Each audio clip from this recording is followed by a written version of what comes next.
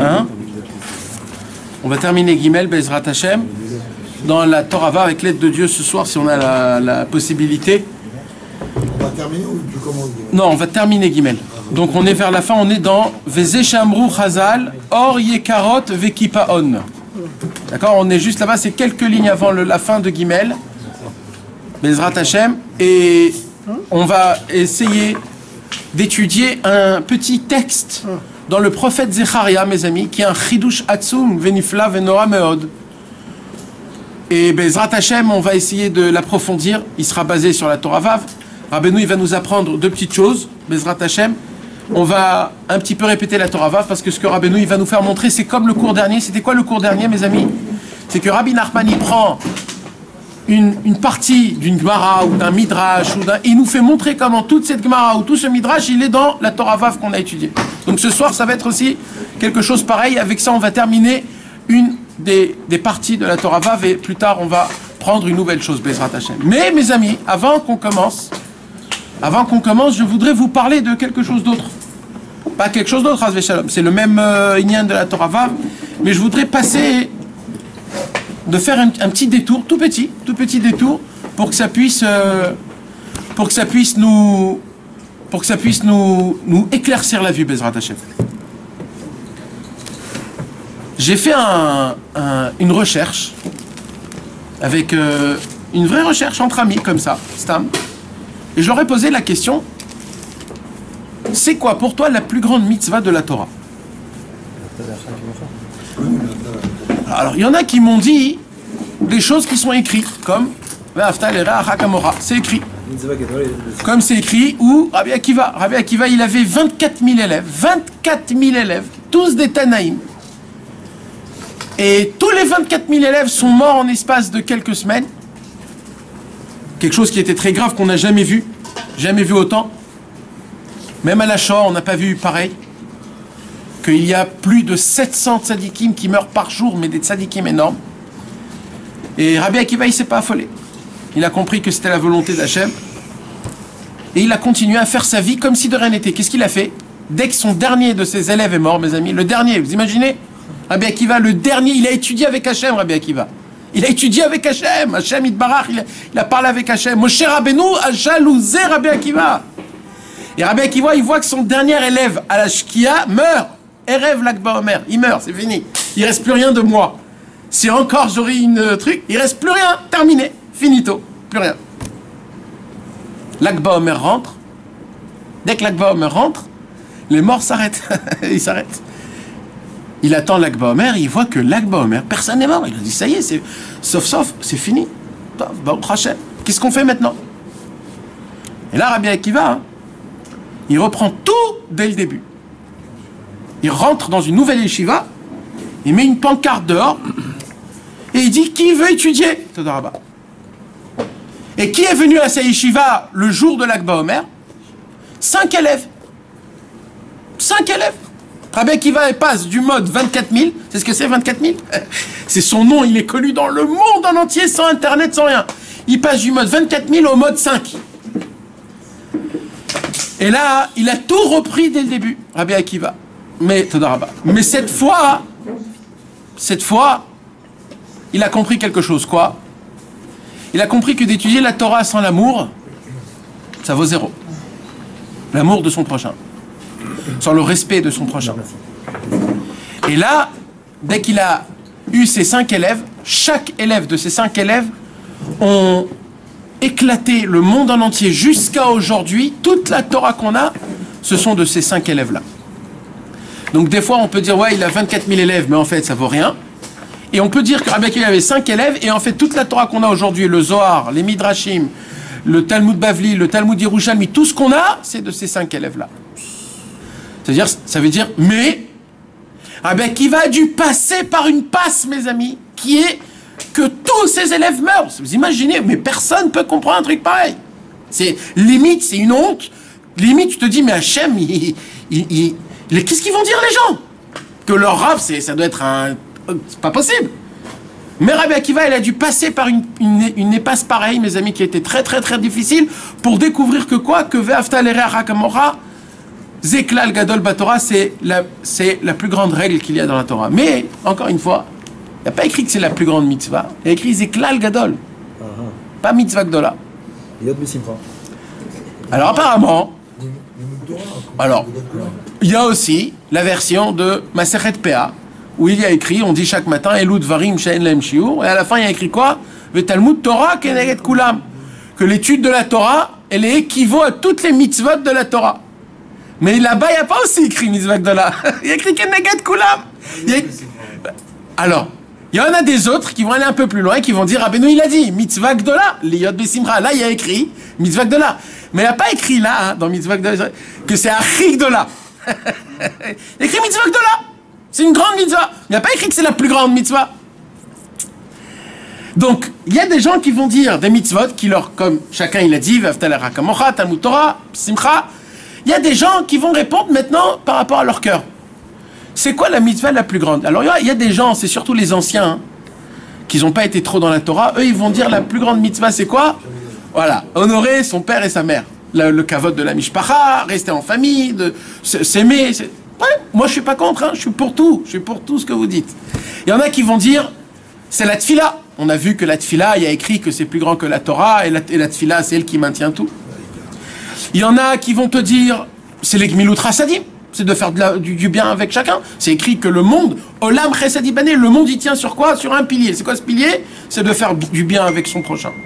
Alors peut-être c'est le chesed, peut-être c'est...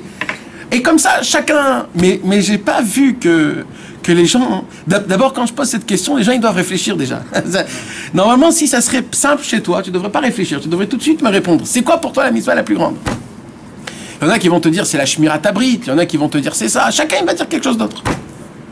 Et moi, pourquoi j'ai posé cette question-là? Parce que même moi, je me posais la question. Et même Rabbeinu, vous savez, un jour, il y avait un grand à Breslev qui est parti de ce monde il y a longtemps. Et un jour, on raconte comme ça, un jour, il est rentré dans la grande choule Breslev et il a frappé sur la bima comme ça. Quand on frappe sur la bima, c'est qu'on veut tirer l'attention. Et il a tiré l'attention, il a dit, j'ai une très grande question. Il dit quoi? Il a dit, pourquoi Rabbeinu, il dit surtout Ikar? Ikar, ça veut dire quoi? L'essentiel. Rabbeinu, il dit surtout, ça c'est l'essentiel. Alors quoi? Alors c'est quoi l'essentiel alors? Ikar, la tfila, Ikar, le brit, Ikar, la emuna. Alors le Ikar, c'est quoi alors le Ikar? Alors il a dit, je veux une réponse. Et les gens ne savaient pas quoi répondre. Maintenant, tout le monde connaît cette question. C'est vrai que Rabbeinu, il dit Ikar. Alors c'est quoi la réponse? Alors c'est quoi la réponse simple? La réponse simple, c'est que Rabbeinu, il dit en vérité, ça n'existe pas une chose, que c'est cette chose-là qui va t'ouvrir toutes les portes, il dit Rabbeinu.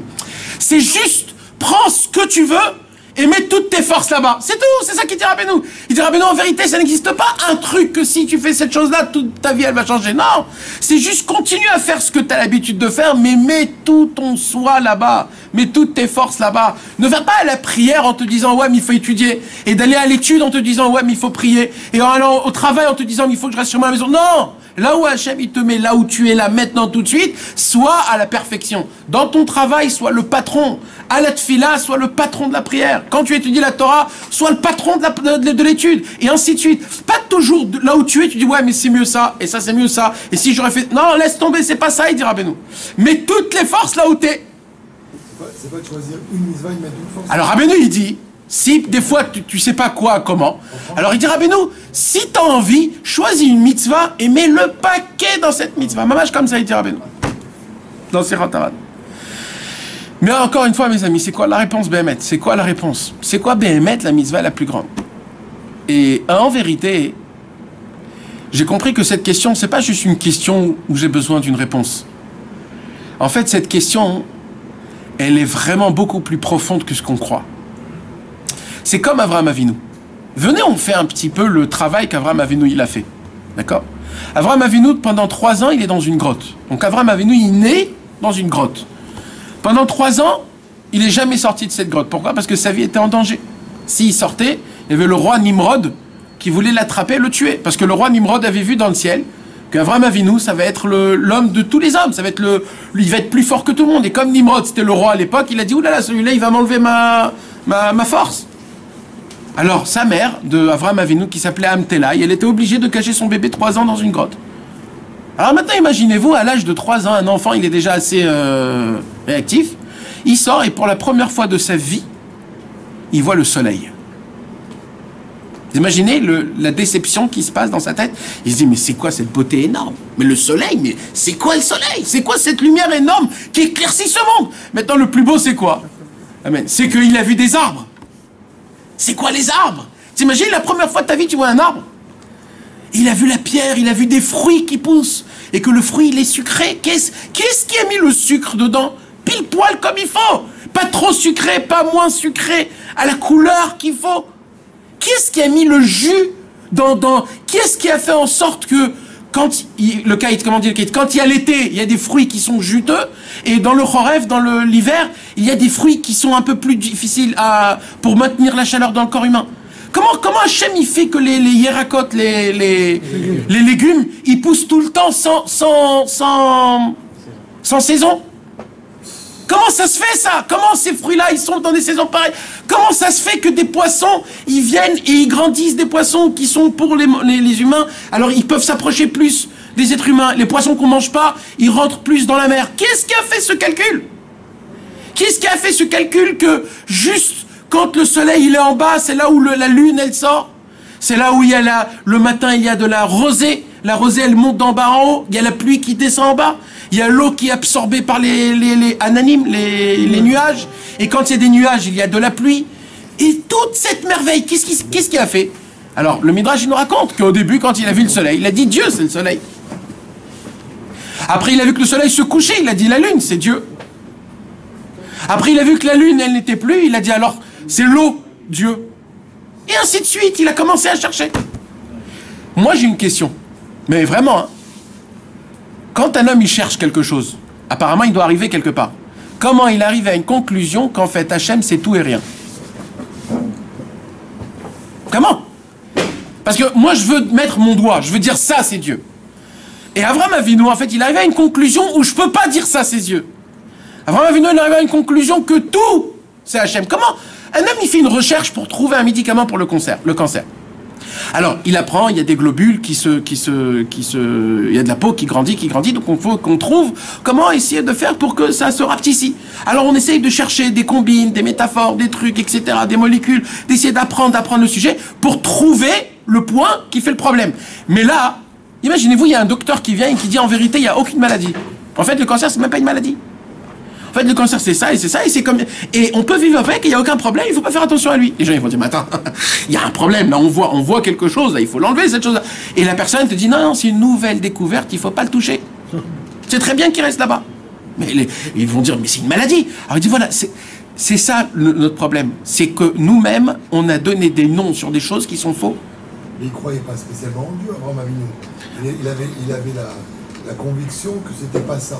Il n'avait pas le choix. Quand il s'est lancé dans la fournaise ardente. Moi, je crois pas que c'était juste qu'il n'avait pas le choix parce que il a été mis 10 fois en Isaïon. Il y a un moment où quand t'as pas le choix, tu dis j'arrête.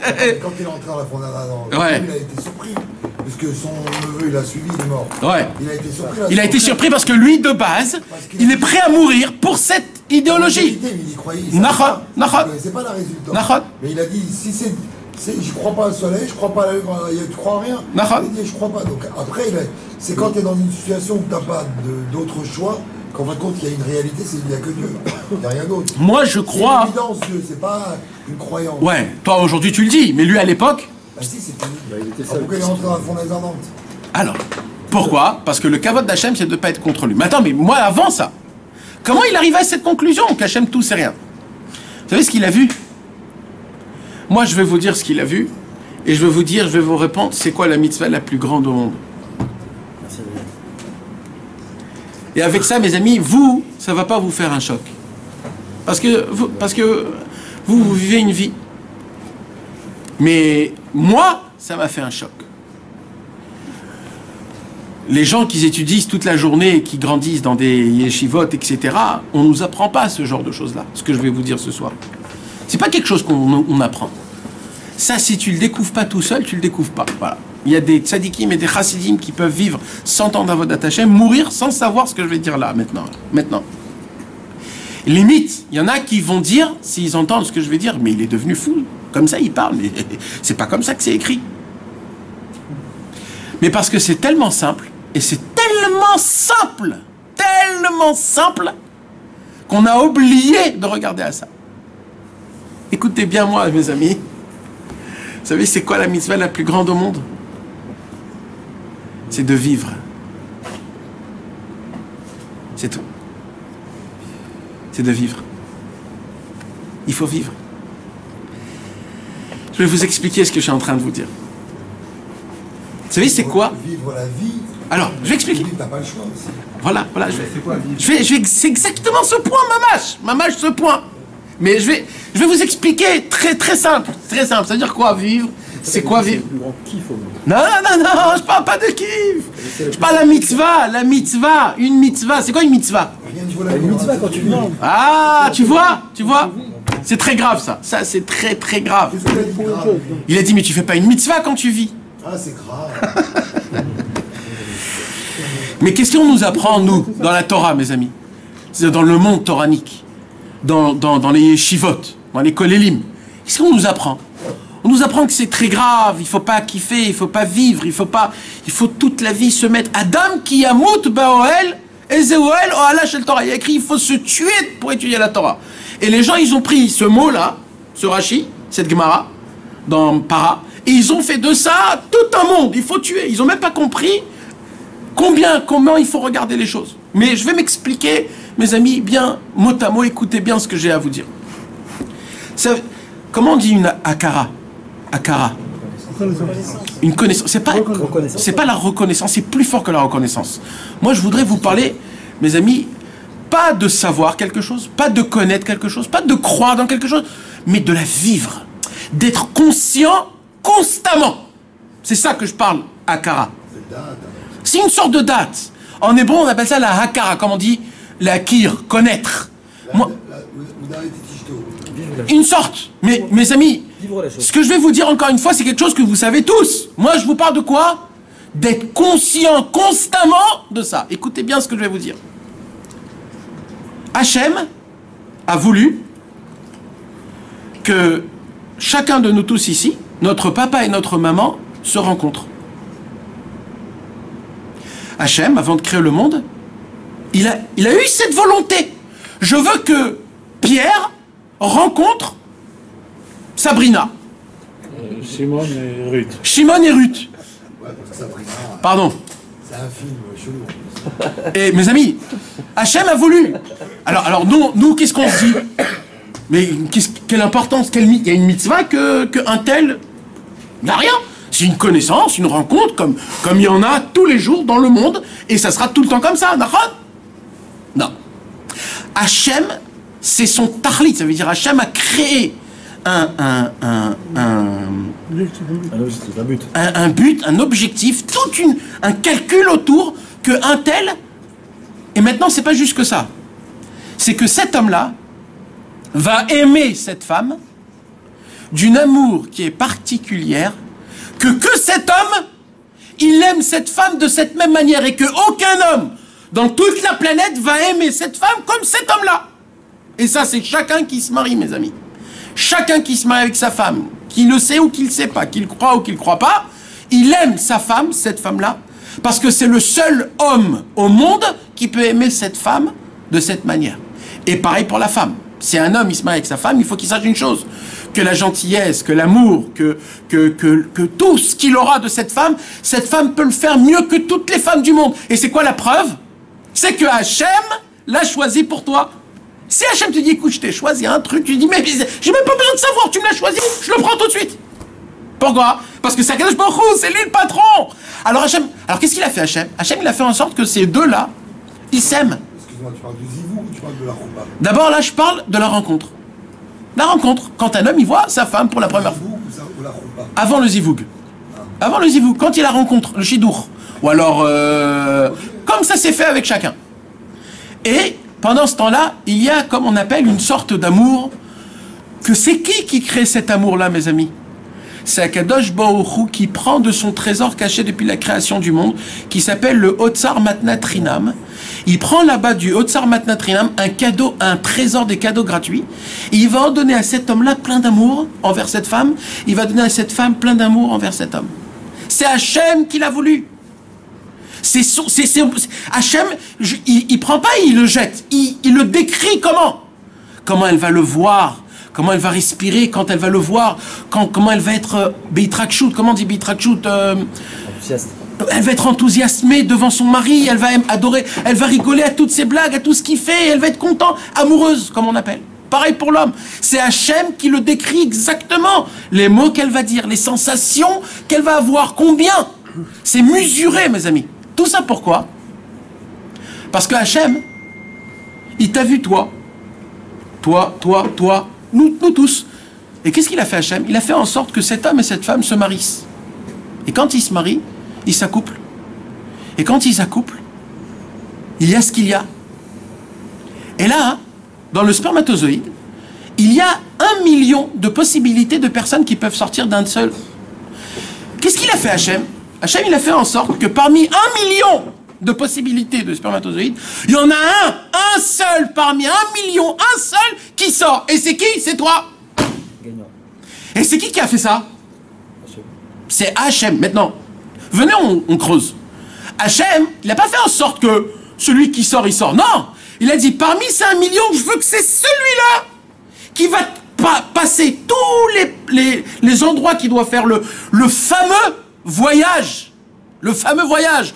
De là-bas, dans les ovules, après dans le truc, après ici, après là-bas, et qu'il puisse avoir le truc pendant 9 mois, qu'il puisse manger tout. C'est Hachem qui a choisi. Pourquoi Hachem, il a choisi ça?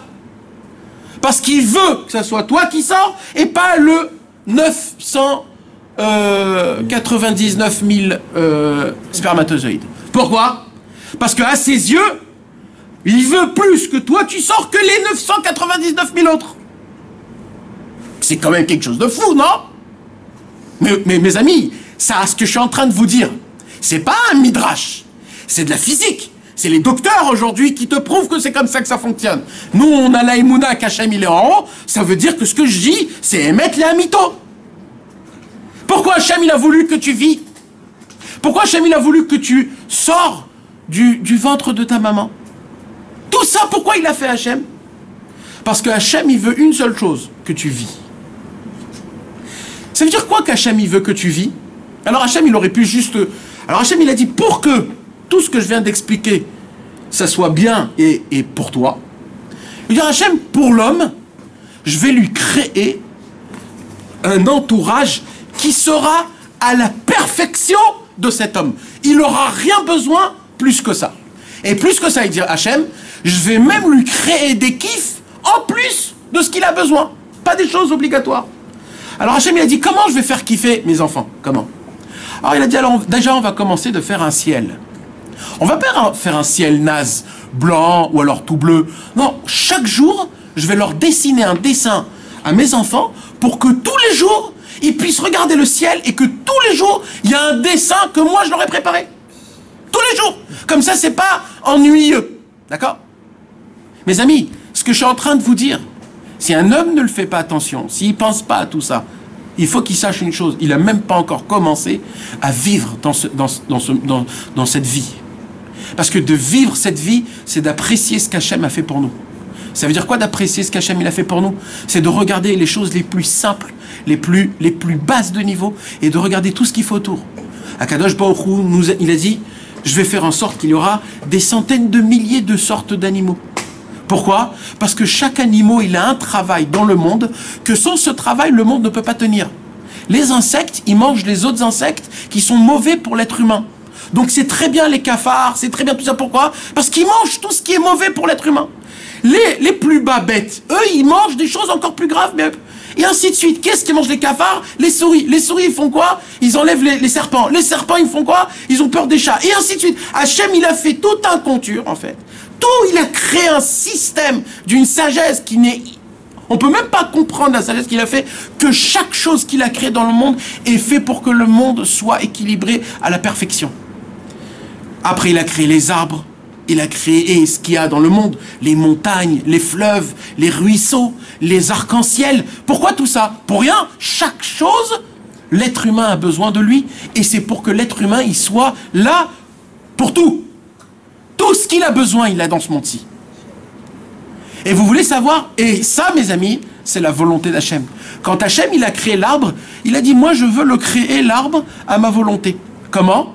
D'abord, ça va être une semence, que quand on va la mettre dans la terre, elle devra se décomposer, pourrir et puer. Et quand elle se décomposera et qu'elle puera, c'est là, à ce moment même, où elle va renaître d'une puissance énorme. Elle va pousser, elle va devenir une petite fleur, elle va grandir, elle va devenir un tronc. Ce tronc va donner des branches, les branches vont donner des fleurs, les fleurs vont donner des fruits, et les fruits, on pourra les manger en temps et en heure avec toute sa douceur qu'il y a. Akadosh Baruch Hu n'a pas appuyé dans un bouton et il a dit ça va se faire. Akadosh Baruch Hu fait ça sur chaque arbre qu'il y a dans le monde. C'est pas qu'il y a un processus comme aujourd'hui où tu appuies un bouton où tout se fait. Non, Hachem, il fait rentrer de la Hashgacha pratit, c'est-à-dire de la providence divine, sur chaque arbre, sur chaque fleur, sur chaque herbe. Si elle va mourir, si elle va rester, si elle va être piétinée, si elle va être mangée. Et chaque chose, elle a un travail spécifique. Chaque herbe, elle dégage du CO2. Que ce CO2-là, il est intermédié pour que, dans du Khamtsan, c'est-à-dire dans l'oxygène, pour que cet oxygène, on puisse la respirer. Et quand on la ressort de notre bouche, ça devient du carbone. Et ce carbone, il est bon pour les animaux, parce que les animaux, ils ont besoin. Et ainsi de suite. Tout ça, c'est toute une équivalence. Maintenant, Kadosh Baruch Hu, il veut qu'il y ait un nombre exact d'êtres humains. Parce que aussi, le nombre exact d'êtres humains dans le monde, il est fait en sorte qu'il soit équilibré. Donc, Kadosh Baruch Hu, il veut, en fait, donc là, on voit que tout ce qui se passe maintenant dans le monde en entier, mes amis, en fait, tout est calculé. Tout, c'est quoi? C'est la volonté d'Hachem Yitbarach. Qu'est-ce qu'on a appris, nous, mes amis? Maintenant, moi, j'entends tout ça, je dis, waouh! Alors, on connaît, on sait, il y a un dicton où c'est écrit Retsono Zeu Kevodo. Comment tu donnes du kavod à quelqu'un? Tu fais ce qu'il te demande. Comment tu veux respecter quelqu'un? Quelqu'un il vient, il te dit écoute, tu peux me faire un petit café? Toi tu lui dis bien sûr, avec plaisir. Dès que tu lui fais le café, tu lui donnes le café, tu lui as fait un petit kavod. Ça s'appelle du kavod. C'est bien. C'est bon. Quand c'est comme il faut, c'est bien. Pourquoi? Parce que Retsono Zeu Kevodo. Si Retsono Zeu Kevodo, j'apprends que tout ce qu'il y a dans le monde, qui a en fait quoi? La volonté d'Hachem. Tout, c'est la volonté d'Hachem. Ça veut dire quoi? Ça veut dire chaque arbre, de quelle façon, de comment il est planté, quelle forme il a, qu'est-ce qu'il va donner, qu'est-ce qu'il va pas donner. C'est quoi? C'est la volonté d'Hachem. Tout. La femme, comment elle est ta femme? Elle est belle, elle est pas belle, tu la vois de cette... Akadosh Baruch Hu a fait en sorte que ta femme, elle soit dans les traits de sa figure et de son corps, tout en fonction de comment c'est bien pour toi dans ta vie à toi. Si ça serait un centimètre plus ou moins, ça serait pas bon pour toi. C'est comme la planète Terre, mes amis. La planète Terre, si elle se rapproche du Soleil 1 millimètre, le monde y crame. Si la planète Terre s'éloigne du Soleil 1 millimètre, le monde en entier, il devient un glaçon. Ça veut dire en fait que le monde a été disposé d'une manière qu'il est exactement pile poil au centimètre là où il faut, ni plus ni moins. Plus que ça, Hachem, il a fait quoi? Il a fait que la planète Terre soit un petit peu penchée. Pourquoi? Parce que si elle est penchée de 23 degrés, il y aura 4 saisons. Grâce au fait que le monde, il est penché à 24 degrés, il y a les 4 saisons. Si le monde, il serait droit, il n'y aurait pas les 4 saisons. Hachem, il a fait en sorte que le monde, il tourne sur lui. Pourquoi? Pour qu'il n'y a pas de en haut, d'en bas, pour que les gens, ils soient sur la terre. Pour qu'on ne se sente pas qu'on est en train de tourner, ou qu'on est en haut, ou qu'on est en bas. Akadosh Baruch Hu, il a fait en sorte. Pourquoi tout ça? C'est sa volonté. Et on a dit, sa volonté, c'est quoi? C'est son kavod. Ça veut dire quoi, en fait, sa volonté, c'est son kavod? Ça veut dire que le kavod d'Hachem, c'est quoi? C'est que si tu vis là maintenant comme tu es, c'est son kavod, que tu le veuilles ou pas. Donc, question, tu fais une mitzvah quand tu vis ou pas? Bah oui, tu fais le ratson d'Hachem. Si tu es conscient, même pas ratson d'Hachem, si tu es conscient de tout ce que je viens de dire, tous les jours, ta vie, chaque seconde, c'est le kavod d'Hachem que tu vis. Chaque seconde, c'est le kavod d'Hachem que tu vis. Hein, quelqu'un, il m'a donné un exemple un jour.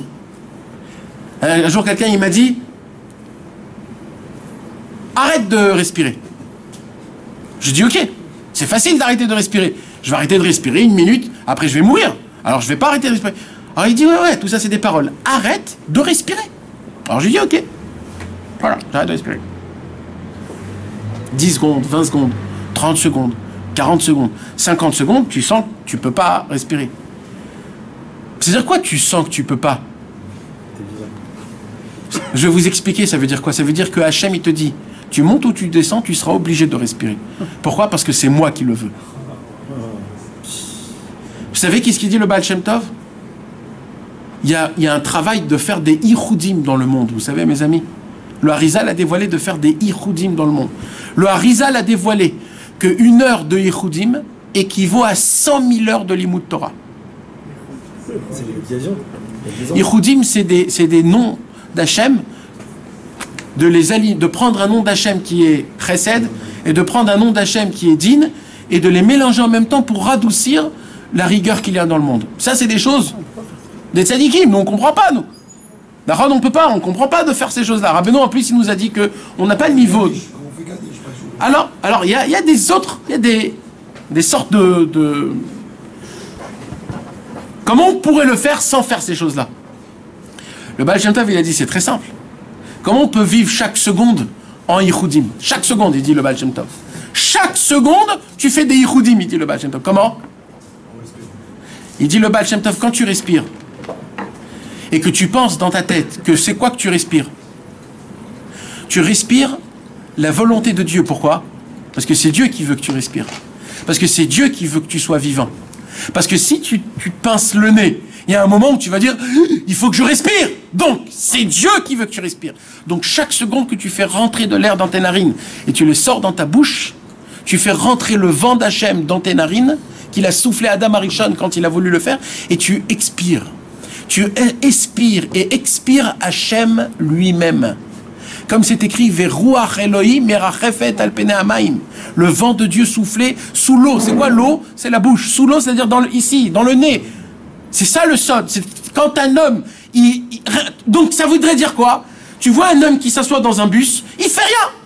Il regarde à droite, à gauche. Mais dans sa tête, chaque seconde qu'il respire et qu'il expire, il dit je respire Hachem et j'expire Hachem. Je respire Hachem, pourquoi? Parce que Hachem, il veut que je vis. Parce que quoi? Parce que la volonté, c'est le kavod. Et le kavod, le fait que je suis vivant, ça, c'est du kavod à Hachem.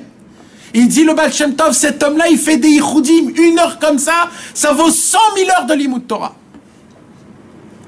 Et là, je pose la question, c'est quoi la mitzvah la plus grande?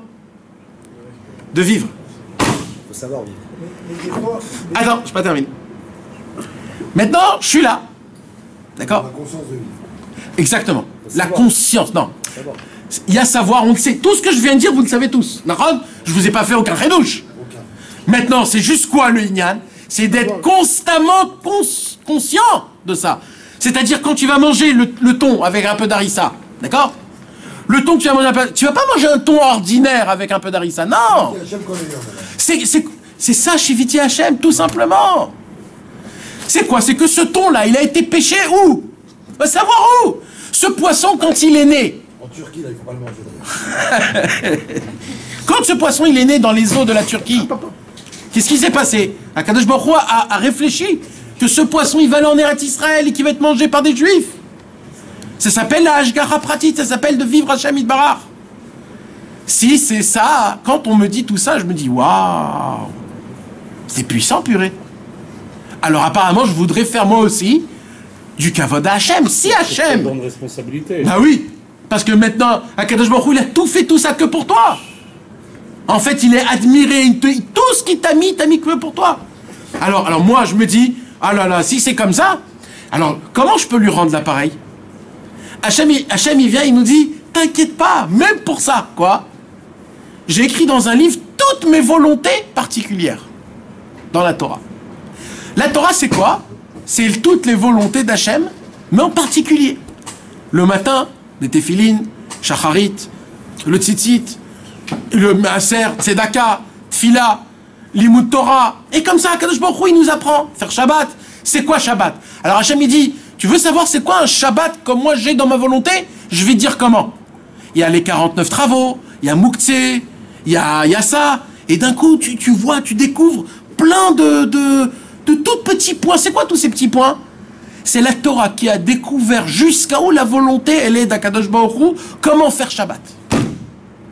Le jour où un homme appliquera Shabbat d'après la volonté d'Akadosh Baruch Hu, c'est quelque chose d'exceptionnel. D'après la halakha, tout comme il faut, etc. C'est exceptionnel. Pareil pour le lulav, pour la soukha, pour la Torah, pour tout. Quand un homme, il vit cette vie-là, d'être tout le temps en connexion, que c'est Akadosh Baruch Hu qui veut mamash. Donc toi, tu comprends c'est quoi le kavod d'Hachem. Là, il vient Rabbeinu dans la Torah Vav, et qu'est-ce qu'il te dit? Pour servir Hachem, pour donner du kavod à Hachem, il faut faire quoi? Il faut enlever son kavod à lui. Ah! Maintenant, je comprends quelque chose de... Là, je comprends les paroles de Rabbeinu. C'est quoi? C'est, en fait, il dit à Hachem, moi, je vais donner à toi tout le kavod du monde. Tout. Je vais donner des habits, des copains, une femme qui va t'aimer, des enfants qui vont t'admirer. Je vais te donner une synagogue, une kehila, tout, je vais te donner.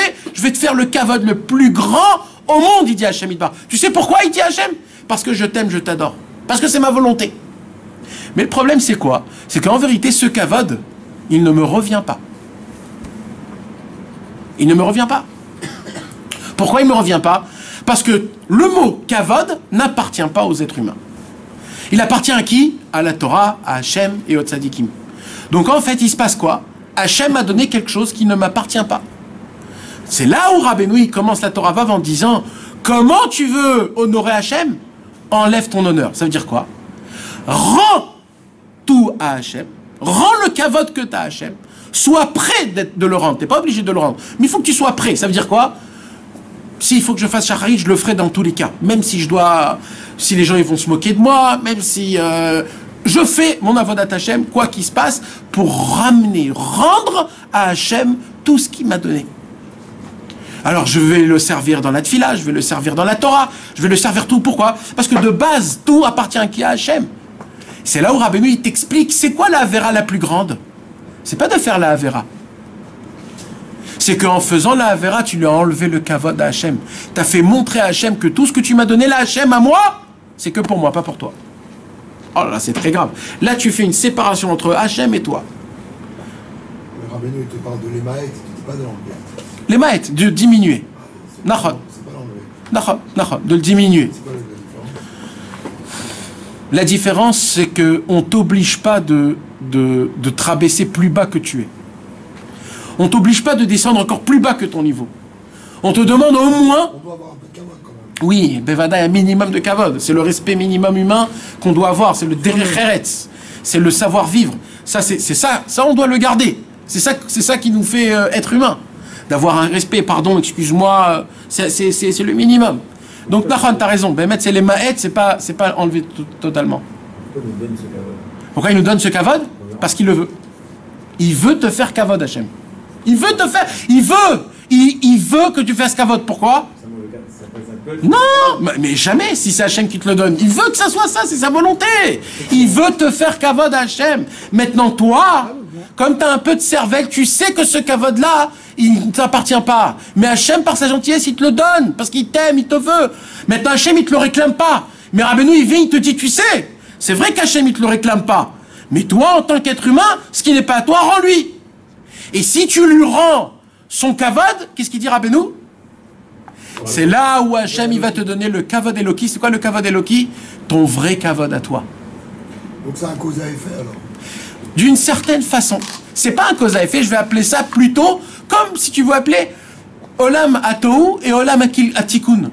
C'est une sorte, c'est ça en fait la lumière qui est rentrée dans des kilim qui sont éclatés et qu'Akadosh Baruch Hu est en train de réparer tous les mondes. En fait, Akadosh Baruch Hu nous a donné cette lumière chez nous, elle s'est cassée chez nous, nous on doit reprendre les miettes et lui redonner un vase parfait. C'est une réparation, c'est le monde a été fait de cette manière. Tout ça à cause de qui? À cause d'Adam Arishon. Parce qu'Adam Arishon n'a pas voulu prier, il a voulu étudier. Parce que là, de manger de l'arbre de la connaissance, c'est quoi? Connaissance. Connaissance, c'est quoi? C'est l'étude. Au début, Hachem, il lui a dit quoi? Il lui dit, Hachem, je vais te mettre dans le Gan Eden.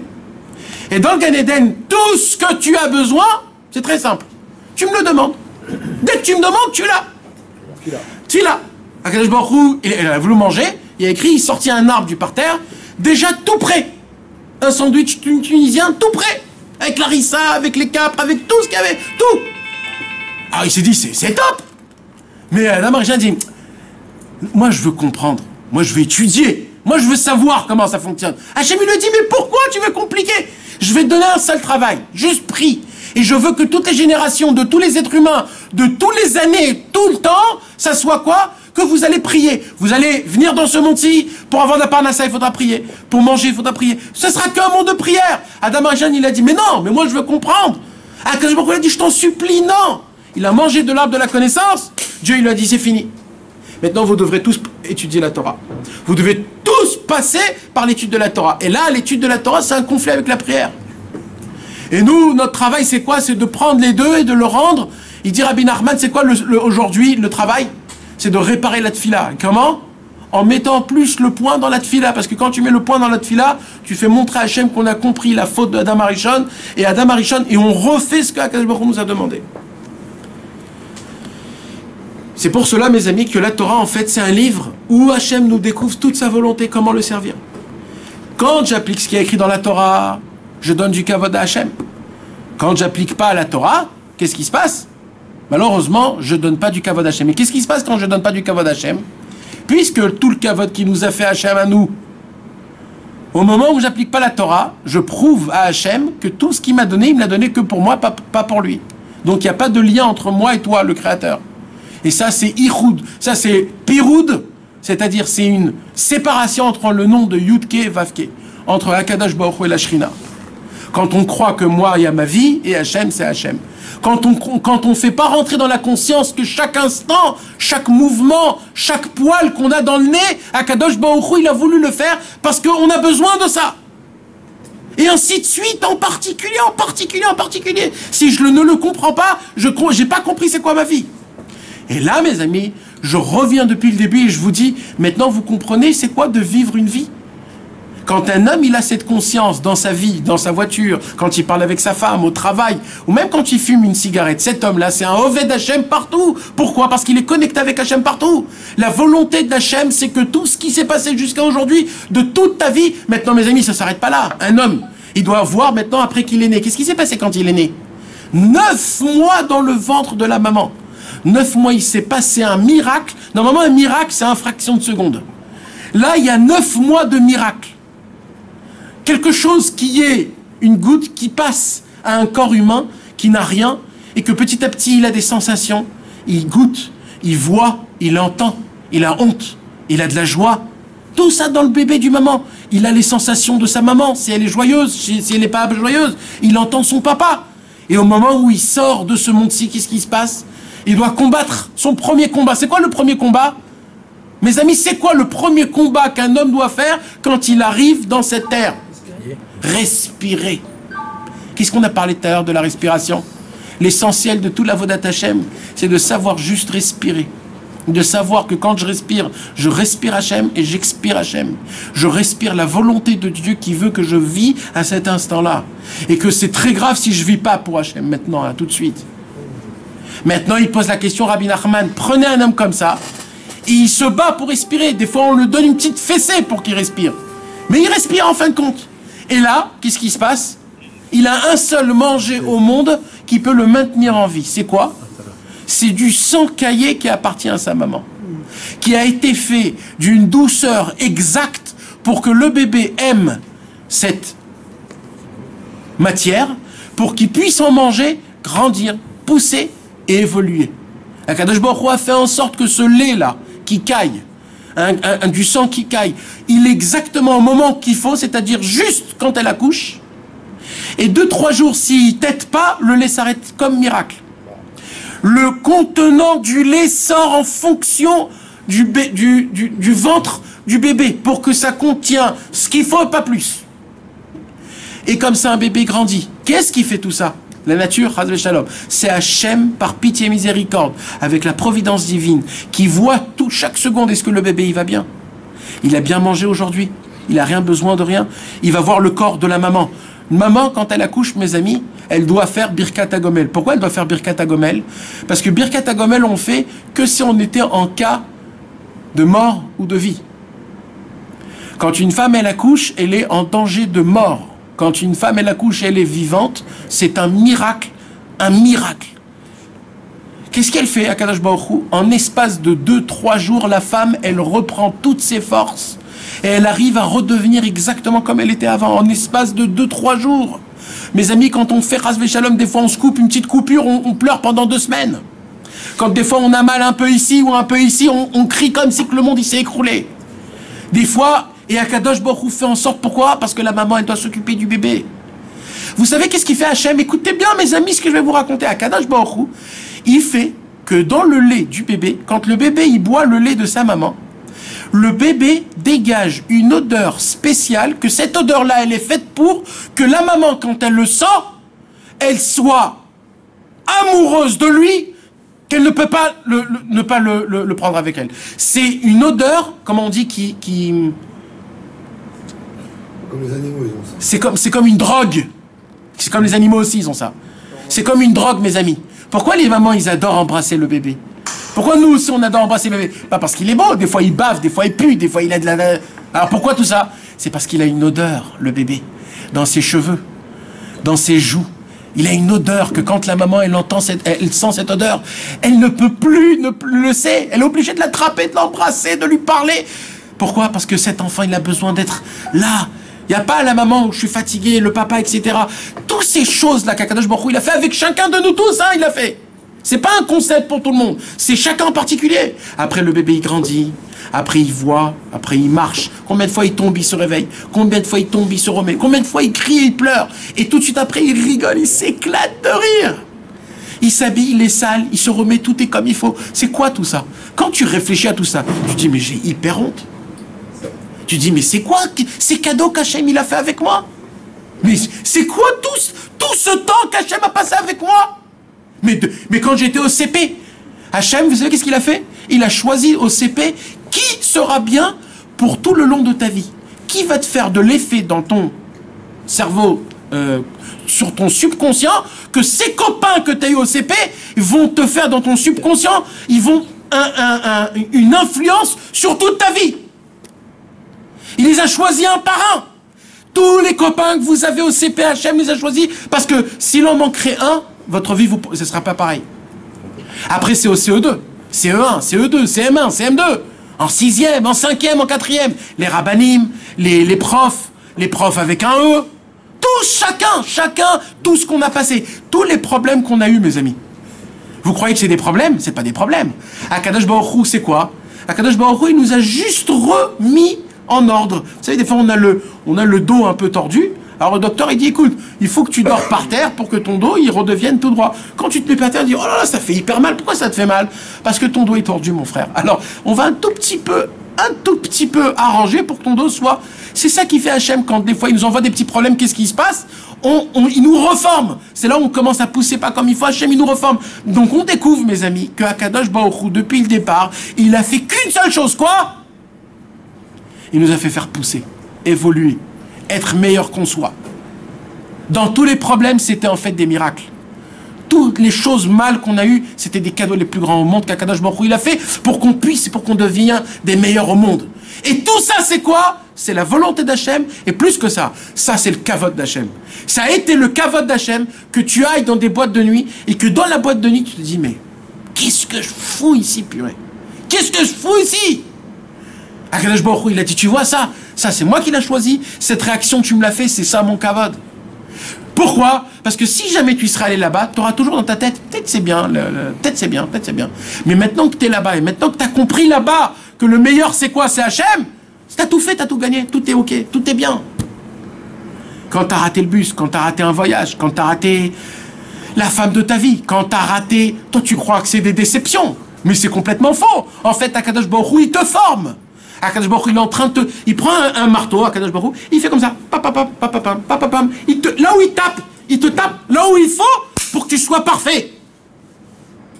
Mais moi, comme je suis un imbécile heureux de naissance, je comprends rien. Et je dis, mais Hachem, qu'est-ce que tu me casses la tête partout à droite à gauche?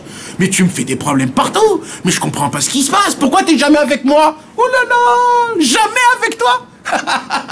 Je suis avec toi depuis le premier homme. Ça veut dire quand Adam Arishon, je l'ai créé en fait. Pourquoi j'ai créé Adam Arishon? Parce que j'ai vu que tu allais naître dans 2000 ans. T'imagines jusqu'à où j'ai préparé? Parce que mes amis, vous savez, d'après la Gemara Masechet Ta'anit, Dieu a créé le monde pour un seul homme. Comme ça c'est écrit. Kol ha'olam lo nivra ela letzavot lezeh.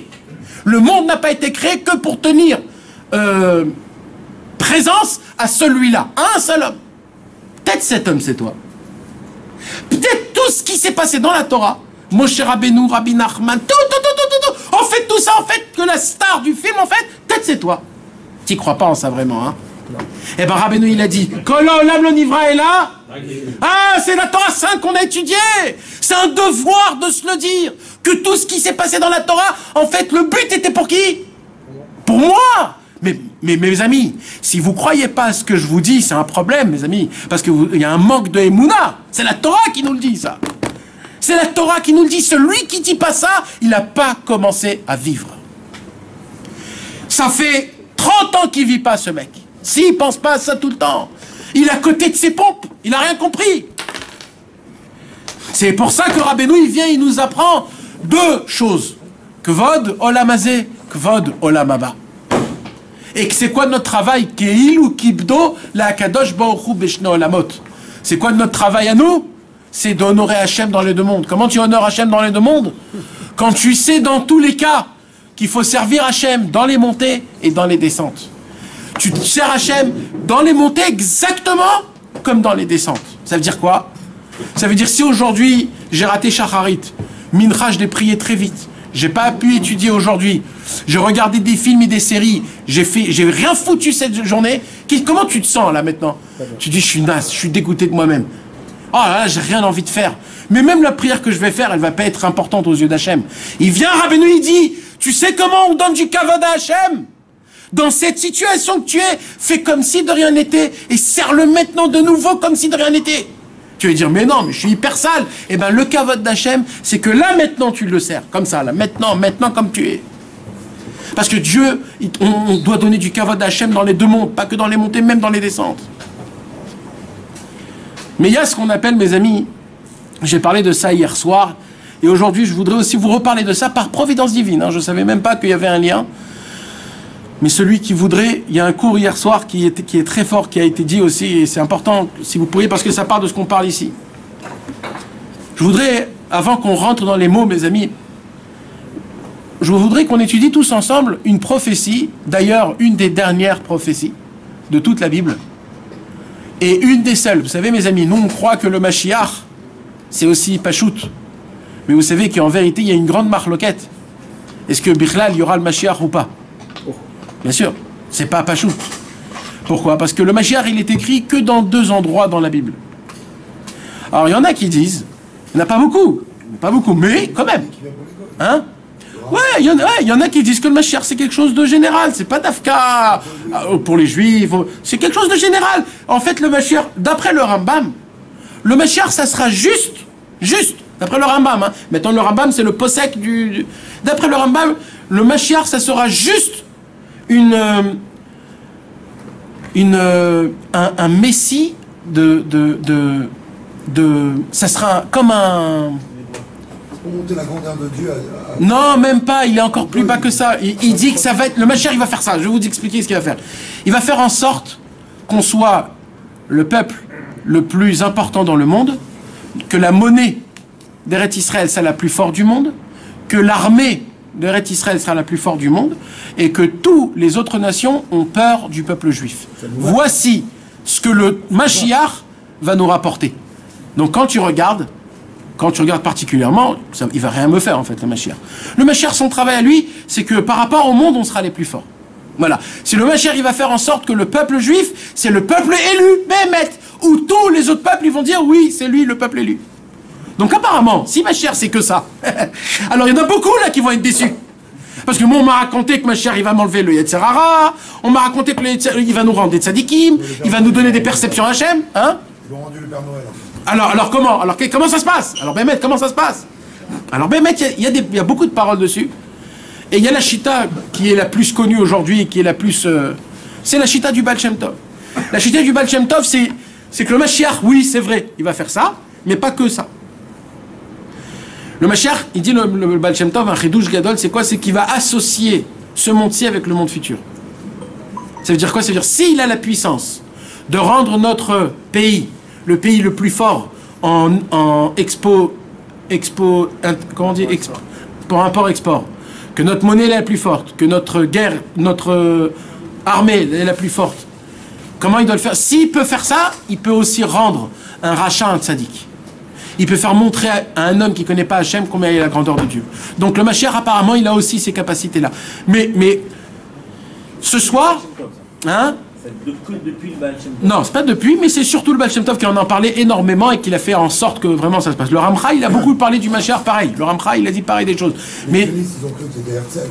Hein. Nahon. Alors, qu'est-ce qui s'est passé? Les sionismes, on va pas rentrer dans ça parce que sinon on rentre dans une grande souga, mais le sionisme, eux, ils ont cru que tout ça s'est déjà passé. Et c'est pour ça que pour eux, la Médina d'Israël, c'est-à-dire le pays d'Eretz Israël, et je parle pas du pays, Chas Veshalom, mes amis, je parle des dirigeants du pays. Eux, ils ont appelé les dirigeants du pays comme si c'est eux Mashiach, c'est eux, ils appellent Herzl comme si c'était des Nevi'im, etc. On n'est pas pour ça, nous on est pour attendre Béhémet, la réalité Béhémet, le Mashiach Amiti qui va venir, il va nous rendre des tzadikim. Donc, ce soir, ce que je voudrais étudier avec vous... Parce qu'on attend que Dieu règne sur terre. Dieu, il règne déjà sur terre. Oui, mais je veux dire, aux yeux de tout le monde. C'est que tout le monde le connaisse, c'est exactement ce que je viens de dire. C'est que tout le monde reconnaisse que le peuple juif, c'est le peuple élu. De là, tu apprends que c'est Hachem, donc c'est ça la même chose. Donc ce soir, mes amis, on va étudier une parmi 2 ou 3 Nevi'ut, les seuls qu'il y a dans toute la Bible, comme preuve que Kadosh Baruch Hu, il va venir, il va nous délivrer, il va se passer des grandes choses. Où c'est écrit? C'est écrit à la fin de tous les prophètes. C'est quoi la fin de tous les prophètes? C'est le prophète Zecharia. Dans la prophétie, dans le livre Zecharia, dans les Triassar, dans la Bible, il y a là-bas, dans les Triassar, Perek Yud Dalet, c'est le chapitre 14, Pasuk Vav jusqu'à le Pasuk Tet. Je vais vous lire quelques psukim avant, juste pour qu'on rentre dans le concept, ok? Alors, soyez attentifs, mes amis, je vais lire et je vais traduire. Comme c'est de la prophétie, il faut être attentif à moi, parce que c'est des prophéties, donc c'est des choses qu'on ne va pas trop comprendre. C'est des, comment on dit, c'est des poèmes, c'est des choses, c'est des paraboles. Donc venez, on essaye de... Il y a la Bible ici en français? Ça, il faudrait en apporter au moins 2 ou 3. Shalom Aleichem. Alors, il y a écrit comme ça, mes amis. Ve'aya bayom haou. Ve'aya bayom haou. Et il va se passer ce grand jour. Lo yé or yekarot vekipaon. Il n'y aura pas de lumière importante ou moins importante. Le prophète Zecharia nous apprend que quand le Mashiach viendra, il n'y aura pas de lumière, comme nous on croit aujourd'hui. Aujourd'hui, il y a quoi comme lumière? Le soleil, la lune. Dans le futur, le soleil va s'éteindre. La lune va s'éteindre. Il n'y aura pas de lumière. Ve'aya yom echad. Dans le futur, il y aura un seul jour. Il n'y aura pas de nuit. Il y aura un seul jour, un long jour. Yom echad ou ivada la Hashem, lo yom velo laila. Ça sera un jour qui sera ni le jour, ni la nuit. Vaya le eterev yé or. Et dès que le jour se termine pour que la nuit rentre, il y a un nouveau jour qui rentre. Il n'y aura pas de nuit. Vaya bayom haou, ce même jour-là, yetsu maim chaim Yerushalayim, va sortir un puits vivant de Jérusalem. Chetziam elayam akadmoni vechetziam elayam acharon. De cette eau-là, la moitié va aller dans la mer du sud et l'autre moitié elle va aller dans la mer du nord. Bakaïtz ou bachoref iye. Pareil pour l'été et l'hiver. Il n'y aura pas d'été, il n'y aura pas d'hiver. Et là, il y a écrit Ve'aya Hashem le melech al kol haaretz bayom haou yeh Hashem echad u'shmo echad. Ce grand jour-là, Dieu il sera le Dieu sur le ciel et sur la terre, et tout le monde l'appellera que c'est Hashem, c'est notre Dieu. Comme ça se termine la prophétie dans Zecharia. Rabbeinu il prend, c'est là où on rentre dans le Likutei Moharan, mes amis. Qu'est-ce qu'il parle là, Zecharia? De quoi il parle? C'est quoi? Il n'y aura pas de jour, il y aura des jours, il n'y aura pas de soleil, il y aura du soleil, il n'y aura pas de lumière. De quoi on parle? C'est quoi tout ça? On dirait que c'est des... C'est quoi tout ça? Alors, on a expliqué tout à l'heure, mes amis, même hier, il y a ce qu'on appelle le jour, c'est quoi? C'est le soleil. C'est quoi le soleil? Si vous vous rappelez dans la Torah Aleph, Rabbeinu il dit le soleil c'est quoi? C'est le chokhma, la sechel, la sagesse. Pourquoi? Qu'est-ce qu'il fait le soleil? Il éclaircit. Il fait en sorte que je peux voir ce qu'il y a de très loin. Qu'est-ce qu'elle fait la sagesse? Qu'est-ce qu'elle fait la chokhma? Elle fait quoi? Elle te éclaircit. Elle te fait comprendre des choses que tu ne peux pas comprendre. Donc le jour, qui équivaut au soleil, c'est quoi? C'est quand je comprends, quand je sais, quand j'apprends, l'intellect. Mais par contre, il y a la nuit. C'est quoi la nuit? La nuit, aujourd'hui, on ne ressent pas trop la nuit. Pourquoi? Parce qu'il y a l'électricité. Là, normalement, on vit comme si c'était le jour. Il y a la lumière partout, comme si de rien n'était. Mais en vérité, la nuit, mes amis, il n'y a pas d'électricité. C'est le noir total. Je peux pas fonctionner. Je peux rien voir. Donc, c'est quoi la nuit? C'est le néant. La nuit, c'est quand je comprends pas. La nuit, c'est quand j'arrive pas à comprendre ma situation dans ma vie. Tout est nuit, tout est... Alors, en vérité, aujourd'hui, mes amis, on vit dans un monde qui s'appelle le jour et la nuit. C'est-à-dire quoi le jour et la nuit? C'est que pour découvrir la nuit, pour découvrir le jour, je suis obligé de passer par la nuit. Si toujours il y aurait le jour, jamais j'aurais admiré le soleil, la journée. Pourquoi je l'admire aujourd'hui la journée? Parce que je sais que le soir il va faire nuit. Et quand il va faire nuit, je ne vais pas kiffer le soleil. Pourquoi les gens ils aiment quand il fait midi, 1h, l'après-midi? Pourquoi? C'est là où le soleil il est au-dessus de notre tête. C'est là où il a toute sa puissance. On le voit, on le kiffe. Mais la nuit, qu'est-ce qui se passe? C'est là le moment où quoi? Où il n'y a plus de lumière. Je ne comprends pas ce qui se passe, ma vie. Akadosh Baruch Hu, il a dit d'abord Vayehi Erev. Et après, il y a écrit Vayehi Boker. D'abord, il y a le soir, après la nuit. Pourquoi d'abord le soir, après la nuit? Normalement, d'abord le jour, et après le soir. Non, pour que tu puisses comprendre c'est quoi le jour, il faut que tu passes par la nuit. Normalement, la nuit, c'est quoi, mes amis? C'est quelque chose de... C'est quelque chose d'une matière ou c'est un effet de... La nuit? Non, c'est une absence. C'est une absence de lumière, normalement, l'obscurité, oui ou non? Oui. Alors comment Hachem, quand il a commencé au début de la création, il a dit d'abord, il y avait l'obscurité, et après il y a eu la lumière. Normalement, c'est d'abord la lumière, et après l'obscurité. Si l'obscurité, c'est une absence de lumière. C'est de là où on dit chaque matin, qu'est-ce qu'on dit? Yotzer Or. Dieu a dû créer une présence d'obscurité telle qu'elle, qui n'est pas une absence de lumière. Pourquoi? Pour qu'après un effet pareil, il y ait une lumière exceptionnelle, éclatante. Il vient le prophète Zecharia, et qu'est-ce qu'il dit, Zecharia? Il dit, vous voyez la vie que vous menez là maintenant? Le jour, la nuit, la shkia, le netz. Des fois il fait beau, des fois il fait pas beau. Des fois en plein milieu, à midi d'après-midi, il peut avoir un ciel gris où tu te demandes la question quelle heure il est. Et des fois dans la nuit, il y a une lune qui éclaircit. Tu te dis waouh, elle éclaircit toute la forêt, la lune, la nuit. Alors il dit Hachem, vous voyez ça, le jour et la nuit?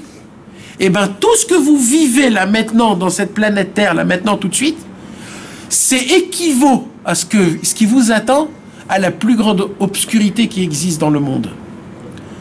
Comment? Parce que quand Mashiach viendra, la lumière qu'il va avoir par rapport à ce qu'il y a eu aujourd'hui, ça sera l'obscurité. Mais ça ne sera pas une lumière du soleil ou de la lune. Le soleil et la lune ne vont plus faire cas pour ce cas-là. Alors ça sera quoi, il dit Hachem? Là, le prophète Zecharia ne nous dit pas ce sera quoi. On regarde dans Metsudat David, Metsudat Sion, dans Pirouche Rashi. On regarde, ça sera quoi cette lumière alors? On ne sait pas. On ne sait pas ça sera quoi cette lumière. Ça sera quoi cette lumière puissante? C'est là où Rabbeinu il mène son chidouche. Rabbeinu il reprend cette prophétie de Zecharia et là Rabbeinu va nous dévoiler ça va être quoi la lumière. Un chidouche énorme, un pirouche de Rabbeinu sur Zecharia. Alors là je lis dans l'écoutez-moi. Veze shamru chachamenu zichronam livracha. Or yekarot vekipaon. C'est quoi or? Or, c'est quoi, mes amis? À la fin de Gimel. Veze shamru chazal. Fais voir sur les côtés morales. Je vais vous dire exactement où je suis. Je suis dans la page à droite, tout en bas. 1, 2, 3, 4, 5. 6e ligne d'en bas. Premier mot. Veze she'amru chachamenu zichronam livracha. Vous l'avez? Oui. Or yekarot vekipaon. Alors on va traduire chaque mot. Or c'est quoi? Lumière. Yekarot c'est quoi? Précieuse, mot pluriel. Ça vient du mot yakar. Yakar veut dire précieux. Kipaon, ça veut dire quoi? Essayez de chercher dans le mot kipaon, quel mot il y a? Hein? Le kippa. Kafou, c'est quoi kafou? Congelé. C'est quoi congelé? C'est mort. Une lumière congelée veut dire une lumière basse. Alors il dit quoi le Sraria? Or yekarot, une lumière très chère va être congelée par rapport au monde futur qui va se dévoiler, une lumière pareille. Cette lumière qu'on vit aujourd'hui, cette puissance qui s'appelle le soleil, qui s'appelle tout, ça sera une lumière congelée, ça sera rien du tout. Il explique la Gemara dans Psachim d'Afnoun, il rapporte Rabbeinu dans l'Ikutei Moharan. Or, chez Yakar Baolam Hazeh, une lumière qui est importante dans ce monde-ci, Yekafouy Vekal Leolam Haba. Ça sera une lumière toute petite pour le Olam Haba. Nimtsa, il dit Rabbeinu, j'apprends de là. Baolam Haba, Keshe Iskul Asaga Yetera Belukuto Idbar. Ça veut dire quoi? Quand maintenant je vais mourir, après 120 ans, je vais monter dans le ciel, et dans le ciel, je vais découvrir la puissance et la grandeur de Dieu. Oh là là! D'un coup, je vais découvrir combien Hachem il était avec moi depuis le début. Comment Hachem il était avec moi dans chaque instant, dans chaque moment, dans chaque action que j'ai fait. D'un coup, je vais dire, oh là là, combien Dieu il est grand. Là, qu'est-ce qui va se passer? Je vais pas juste découvrir combien Dieu il était grand.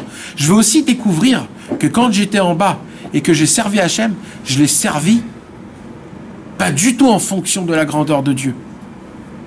Et là, je vais avoir très honte. Il dit Rabbeinu, c'est sur ça qu'on doit faire teshuva sur la teshuva. Sur quoi? Sur la perception de la grandeur d'Hachem. Nous, quand on était petits, on avait une perception de Dieu comment? Un Dieu qui tient un bâton. Si on fait des péchés, il nous frappe. Si on fait des mitzvot, il nous donne des cadeaux. Quand on grandit un peu plus, on a 13, 14, 15 ans, on sent que c'est pas juste un Dieu qui punit ou qui donne des cadeaux, c'est aussi un Dieu qui est là et qui t'aime, c'est ton fils. Et en fait, il y a un peu plus un lien personnel. Donc un enfant, quand il a 14 ans, il commence à prier. Pourquoi? Pas parce qu'on est obligé. Parce qu'il se dit, il y a un lien, il y a un certain lien avec Hachem. Après, quand tu grandis un peu plus, et là, tu es dépendant de toi-même et de ta parnassa, tu te dis, oh là là, j'ai encore plus besoin de Dieu. Alors là, d'un coup, ton lien avec Hachem, il a grandi. Pourquoi? Parce que maintenant, j'ai besoin de parnassa, j'ai besoin de me marier, donc j'ai besoin encore plus d'Hachem, moins que quand j'avais 13 ans. Après, quand je me marie et j'ai des enfants, où là, je dois maintenir toute une maison, là, Hachem, pour moi, je l'ai besoin encore plus fort. Il dit à Rabbeinu, tu vois les étapes que tu passes dans ta vie? Quand tu as servi Hachem, tu as servi Hachem en fonction de quel Dieu? Si c'était d'après le Dieu du tout petit, alors, quand tu as grandi, tu n'as pas servi à Hachem, tu as servi à un Hachem d'un CP. Il dit Rabbeinu, alors il faut faire tes chouvas sur ça. Sur quoi? Que tu n'as pas perçu la grandeur de Dieu. Donc, comment tu as servi à Hachem? En fonction d'un petit Dieu. Écoutez, quand on va apprendre la grandeur de Dieu dans le Olam Haba, on va dire pardon Hachem, comment je t'ai perçu quand j'étais en bas? Car la perception d'Akadosh Baruch Hu qu'on aura dans le monde futur, c'est complètement matériel à la perception qu'on a vue dans ce monde-ci. Écoutez bien mes amis la réponse, comment elle est puissance. Il dit Rabbi Nachman de Breslev, ce serait quoi la lumière qui va remplacer la lumière qu'il y a dans ce monde-ci, dans le monde futur, qu'on en parle tellement elle sera différente, que ça sera comme si que cette lumière qu'on a ici dans ce monde-ci, c'est de l'obscurité par rapport à la lumière qu'on va avoir. C'est de quelle lumière qu'on parle? Il dit Rabbi Nachman, je vais vous dévoiler c'est de quelle lumière. Vous savez c'est quoi? On a vu dans la Torah plusieurs reprises des psukim dans la Torah, comme quoi, comment on interprète la lumière, kavod. Premier pasuk, Veha'aretz he'ira mikvodo. Et la terre va être éclaircie du kavod d'Hachem. Il vient Rabbeinu et il dit, si le kavod veut dire lumière, et si on vient d'expliquer dans la Torah Vav tout un circuit énorme, comme quoi le but de toute la création du monde était pourquoi? Pour le kavod d'Hachem. Et tout le but que je vis chaque seconde, c'est pourquoi? Pour donner le kavod à Kadosh Baruch Hu. En fait, Rabbeinu, dans la Torah Vav, nous apprend comment créer la lumière future du Olam Haba que tout le Ham Israël va absorber. Comment? En diminuant mon kavod et en donnant du kavod à Hachem. Ça s'arrête là. Il dit un homme qui fera ça, c'est lui-même qui crée la lumière du futur. C'est qui a créé l'électricité? Newton. C'est Newton qui a créé c'est qui a fait l'électricité? Edison. Edison, c'est quand même quelque chose, tout le monde en parle de Edison, il a découvert l'électricité, Edison, d'accord? Vous voulez savoir, il dit Rabbeinu, je vais tous vous rendre des Edison. Vous allez créer la nouveauté du monde futur, quoi? La fameuse lumière éclatante du monde futur. Comment? Quand j'ai des problèmes dans ma vie, et que c'est pas de mon kavod de servir Hachem, parce que ça va mal dans ma vie, eh ben je vais quand même le servir. Pourquoi? Parce que je vais diminuer mon kavod pour le kavod d'Hachem. Il dit Rabbeinu, quand tu fais ça, tu honores Hachem dans ce monde-ci et dans le monde futur. Et c'est ça ce que Sraria il parlait. De quoi Sraria il parlait en fait? C'est quoi un jour, il y aura un jour qu'il n'y aura pas de jour et de nuit? Parce qu'un homme qui donne du kavod à Hachem, même dans le jour et même dans la nuit, ça veut dire même dans les montées, même dans les descentes, pour un homme comme ça n'existe pas des problèmes. Pour un homme comme ça n'existe pas des montées, des descentes. Pourquoi? Parce que sa vie, elle est normale. Sa vie, elle continue. Pour qui? Ça s'appelle le jour et la nuit. Pour quelqu'un qui n'a pas d'électricité chez lui à la maison. Le jour, c'est le jour, et la nuit, il le sent vraiment. L'électricité, elle fait quoi? En sorte de quoi? Que je peux vivre même la nuit, comme dans le jour. Rabbi Nachman de Breslev, c'est Monsieur Edison en spiritualité. Qu'est-ce qu'il a fait, Rabbi Nachman? Il a créé un confort que même la nuit, je peux vivre comme si c'est la jour. Avec de l'électricité. Ça veut dire quoi? Rabbi Nachman a créé un confort que même si c'est la nuit, c'est quoi la nuit? Quand ça va pas, quand j'ai des difficultés, quand je ne comprends pas, quand c'est dur, quand j'ai des problèmes à droite à gauche. C'est ça la nuit. Alors normalement la nuit, on ne sait pas quoi faire, il n'y a pas de lumière. Rabbi Nachman il dit mais non, il y a l'électricité. C'est quoi l'électricité? C'est moi. Je vais t'apprendre comment vivre dans la nuit. Tu vas être Bessimcha, tu vas faire Idbo des doutes, tu vas juger tout le monde du bon côté, tu vas voir la Emouna que tout ce qui se passe est pour ton bien. Je vais t'apprendre comment, et tu verras comment d'étape en étape, tu vas découvrir qu'en vérité, ça n'existe pas ni le jour ni la nuit. C'est là où Sraria, il vient, il dit quoi? Bayom aou ivada asher lo yom velo laila. Il y aura un jour qui va être dévoilé où ce jour-là, ça sera pas le jour et la nuit. Ça sera un seul grand jour. C'est d'où ça va venir? Il dit d'où ça va venir? Car il y aura un puits qui va sortir de Jérusalem. C'est quoi Yerushalayim? Il dit Rabbeinu, c'est Ira Shlema, la crainte parfaite. Qu'est-ce qu'il a dit Rabbi Nachman? Ani otsar shel Irat Shamaim. Je suis un trésor de Irat Shamaim. Donc Rabbi Nachman, il s'appelle Yerushalayim. Il y a écrit ici, dans la névoie de Sraria, qu'un Mahayan, un fleuve va sortir de Yerushalayim. Ça parle mamash de Rabbeinu. Rabbeinu, il a dit Ani Nahar Ametaer Mikol Aktamim. Rabbeinu, il a dit je suis le Nahal Novea Mekor Horma. Le prophète Zecharia, il a dit dans sa prophétie, va sortir dans le monde futur un Mahayan de ces eaux, que grâce à ces eaux, les gens vont comprendre qu'il n'existe plus ni le jour ni la nuit. C'est qu'une seule journée qui arrive. Et là, il continue, le prophète Sraria, il dit quoi? Il dit, quand la fin de la journée, elle va arriver, il va pas venir la nuit. Va redémarrer une nouvelle journée. Il dit, Rabbi Nathan, vous voulez savoir c'est quoi ce sod?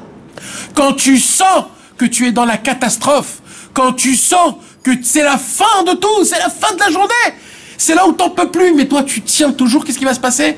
Dès que le jour, il va sortir, au lieu que la nuit, elle rentre, ça sera un nouveau jour encore plus grand et plus fort.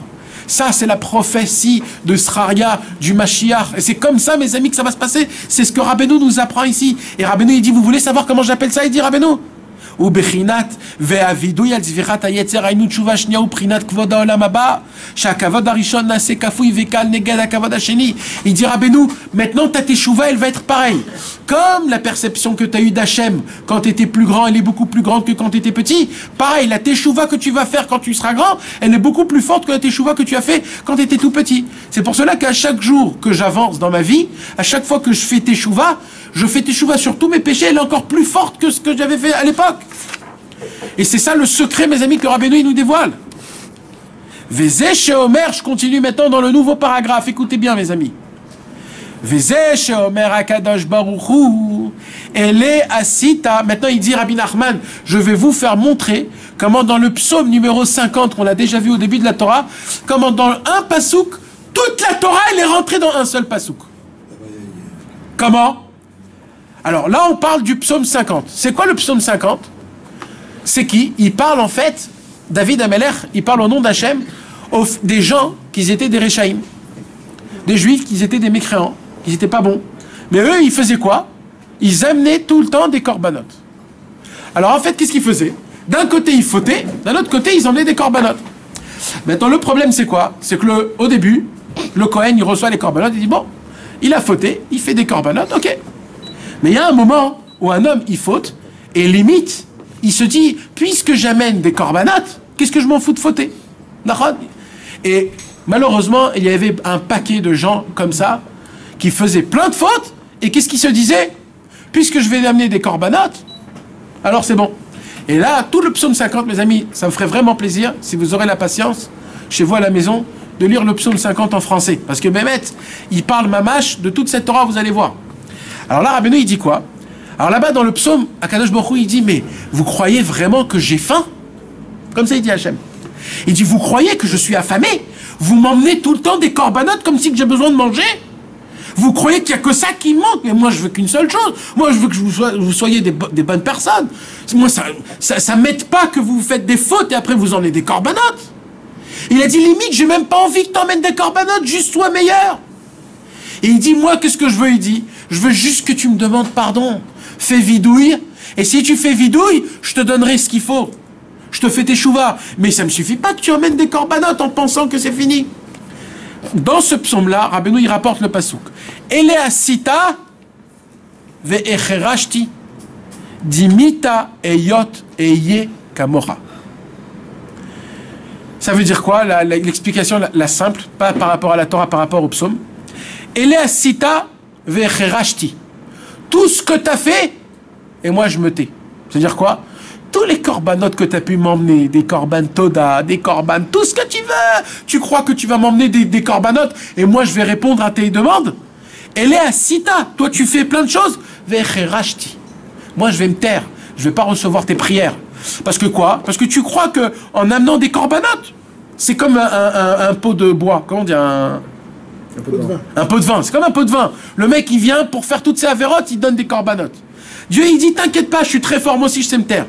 Dimita et Yot, t'as cru être comme moi.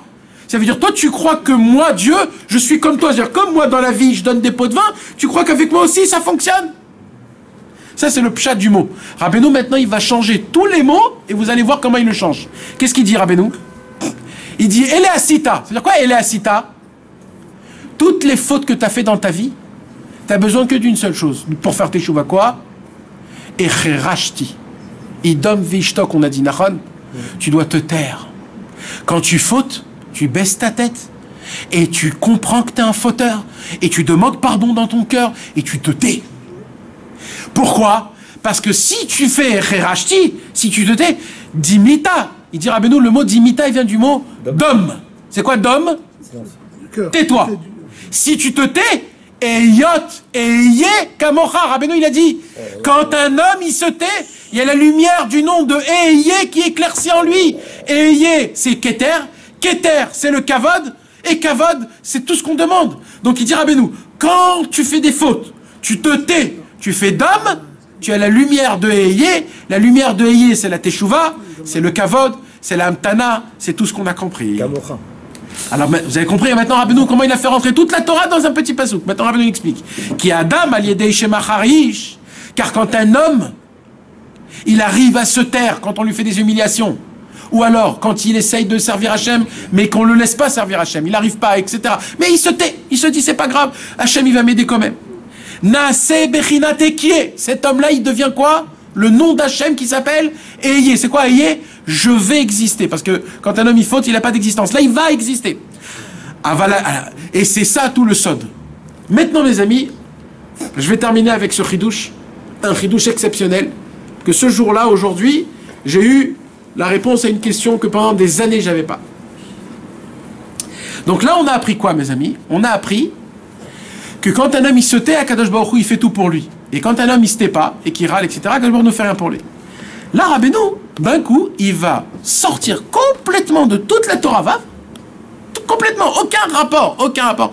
Et il va nous donner une explication en nous disant, surtout, n'expliquez pas de cette manière-là. Pourquoi je vais expliquer de cette manière-là? Et où il est le lien avec la Torah Vav? Quoi? Alors venez, on le lit. Aval, Akadosh Baruch Hu, Mashem Acharish la Adam. Il dit Rabbeinu, mais par contre, ne te pose pas la question. Quelle question? Quand des fois tu vois que Dieu fait rien à quelqu'un, ça veut dire quoi? Tu vois un homme, il est rachat, il fait du mal, il vole, il fait des mauvaises choses. Et lui, comme par hasard, il a de la hatzlacha. Comme par hasard, cet homme, tout va comme il faut pour lui. Là, tu te dis, mais Hachem, moi, je souffre. Pourquoi je souffre? Parce que je fais des fautes. Parce que grâce aux souffrances, j'essaye de te découvrir. Parce que je suis conscient que je ne suis pas bien avec toi. Mais dis-moi, Paul, pourquoi lui il kiffe sa race et moi je suis en train de crever? Alors peut-être je vais me dire, peut-être qu'Hachem il aime. Peut-être c'est comme ça qu'il faut être comme lui. Alors qu'est-ce qu'il dit Rabbeinu? Quand vous voyez des fois que Dieu se tait devant quelqu'un, ne croyez pas que là c'est l'inverse. Que Hachem, il se tait devant la personne et que maintenant c'est Hachem qui fait d'homme. Parce que qu'est-ce qu'on a dit nous? On a dit quand on te humilie, tu dois faire d'homme. C'est-à-dire tu dois te taire. Si c'est Hachem, si c'est toi. Alors moi je vais peut-être penser que quand moi j'humilie Hachem, peut-être que Hachem aussi il se fait d'homme. Et peut-être Hachem il se tait parce que Hachem il se rabaisse. Rabbi nous dit Chasve Shalom de penser comme ça. Kizen Shayach etzel HaKadosh Baruch Hu. Ça n'existe pas chez HaKadosh Baruch Hu. Alors pourquoi ce mec il kiffe et moi non? Pourquoi lui il fait des problèmes et il reçoit rien? Écoutez la réponse. Enzeela. La seule raison c'est pourquoi que déchet Kablu Onsham Baolam Haba. Sheaz Mesadrim Le'enav Avonotav Veyochiach Oto Al Panav Veze Ochichecha Vercha Le'enecha. Il dit non. Tu sais pourquoi Paul il est en train de kiffer sa race dans son yacht à Ibiza? Je vais t'expliquer pourquoi. Lui, je l'attends. Là, je le laisse. Tout ce qu'il a fait un jour, je lui donne. Mais lui, je l'attends. Parce qu'à 120 ans, lui, je vais le prendre et il va casquer. Sauf s'il était Oman. S'il a été Oman, il n'est plus dans un yacht à Ibiza. Mes amis, quand nous on lit cette Torah et on arrive à ce fin de Guimel, c'est quoi ce Inyan-là que Rabbeinu il est en train de... Pourquoi Rabbeinu il est en train de me rapporter que en fait les gens qui n'ont pas de problème, en fait c'est pourquoi? C'est parce que Hachem les attend à la fin. Pourquoi j'ai besoin de savoir ça? Et Bichlal, pourquoi Hachem fait ça? Pourquoi Hachem leur fait ça? Pourquoi il attend qu'ils meurent? Réveille-le! Non! Les Rechaïm, Hachem les réveille pas. Il les réveille pas. Il les laisse s'endormir. Il les laisse lui faire honte, quelque part. Oui. Pourquoi c'est que les tzadikim qu'Hachem les réveille? C'est pas les tzadikim. C'est juste les gens qui veulent faire teshuva. Pourquoi Rabbeinu nous parle de ça dans la Torah Vav? Ma Kesher, c'est une très grande kushia. Et j'ai découvert cette... Ils prennent trop le capote, c'est tout ça, mais il y a que le capote. Alors, oui, c'est ça. Alors, la réponse, elle est tellement logique et simple. Par rapport à la Torah, c'est le capote. Alors, tu vas voir, je vais t'expliquer. Ça touche un petit peu ce que tu es en train de dire, mais ça vient d'où, mes amis? Ça vient du livre qui s'appelle Be'ibé Anachal. C'est quoi le livre Be'ibé Anachal? C'est un tzaddik qui s'appelle Rabbi Baruch Ephraim, qui a écrit un pirouge sur le Likutei Moharan, qui était l'élève. C'était le choser du Tzemar Tzedek. Rabbi Baruch Ephraim, c'était le choser du Tzemar. Vous savez ce que c'est le choser du Tzemar Tzedek? Le choser, c'est quoi? C'est à l'époque des tzadikim du Baal Shem Tov, des chassidim du Baal Shem Tov. Il y avait des gens qui c'était des têtes monumentales. Pas tout le monde peut être. Non. Il y avait des têtes monumentales. C'est quoi des têtes monumentales? Comme la majorité des enseignements étaient dévoilés quand? Shabbat et Yom Tov. Et que les tzadikim, on ne peut pas écrire pendant Shabbat et Yom Tov. Donc on a besoin de quoi? D'un homme qui est capable à se rappeler, d'enregistrer les mots, ta mot, tout ce que le tzadik dit. Alors, il y avait des tzadikim qui avaient la possibilité, mais chez les Chabad, on parle de ça comme une grandeur. Pourquoi? Parce que les tzadikim de Chabad, eux, ils disaient leur Torah pendant 5 heures, 6 heures, 7 heures. Alors, de retenir 1 heure, 2 heures, c'est faisable. Mais de retenir 8 heures de Torah, il faut être un ordinateur. Alors, il y avait des gens très spéciaux pour ça. Et le Tzemar Tzedek, le 3e Admour du Chabad, c'était un des Admourim qui disait des Torahs pendant 6 et 7 heures. Il y avait, parmi ces personnes, il y en avait un qui était le choser du Tzemar Tzedek. C'était qui? Rabbi Baruch Ephraim. C'était une tête, on ne peut même pas s'imaginer. Quand le Tzemar Tzedek il est parti de ce monde, Rabbi Baruch Ephraim, il a vu que c'est pas comme il faut. Il a dit, je vais chercher un autre rabbi. Il a pris sa valise, il a commencé à tracer toute la Russie. Il est rentré à droite, à gauche, chez tous les chassidouyot. Et il est resté 1 mois, 2 mois, toutes les chassidouyot. Il est allé partout, partout, partout. Partout là où il allait, il a dit, mais apparemment, tous les tzadikim sont morts. Mais où ils sont les tzadikim du Baal Shem Tov? Où ils sont les élèves du Baal Shem Tov? Où ils sont? Il est allé partout, il ne les trouvait pas. Jusqu'à qu'il est sorti de la Russie, il est allé dans l'Ukraine. Il a commencé à chercher jusqu'à qu'il arrivait où? À Ouman. Dès qu'il est arrivé à Ouman, il est rentré là-bas. C'était bien après que Rabbeinu il était déjà mort, bien après que Rabbi Nathan il était mort. Il restait les élèves de Rabbi Nathan. Il a vu comment les Chassidés Breslev ils vivent, comment ils ont un lien avec le Tzioun de Rabbeinu. Il a dit, ça sera mon Rebbe jusqu'à la fin de tous mes jours. Et cet homme-là a écrit un pirouche sur le Likutei Moharan. Le pirouche qu'il a écrit sur le Likutei Moharan, c'est un pirouche, mes amis, qu'il faut une tête pour la comprendre, mamash, une tête énorme. Malheureusement, il n'y a que 20% de ce qu'il a écrit qui a été imprimé aujourd'hui. C'est rien du tout par rapport à ce qu'il a écrit, mais au moins les 20% qui restent, c'est un chidouche qui est énorme. Le BIB, il a écrit son livre comment? BIB Anachal. BIB, c'est le Rachetevot. Baruch Ephraim Ben Yosef. C'est son nom. BIB Anachal.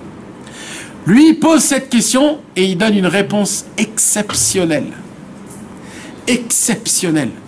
La question est, pourquoi Akadosh Baruch Hu fait en sorte dans sa anaga, c'est-à-dire dans son comportement dans ce monde, qu'avec les tzadikim, il leur fait payer tout de suite les fautes, et les Rechaïm, il attend avec eux à la fin, pour qu'à la fin ça soit très difficile.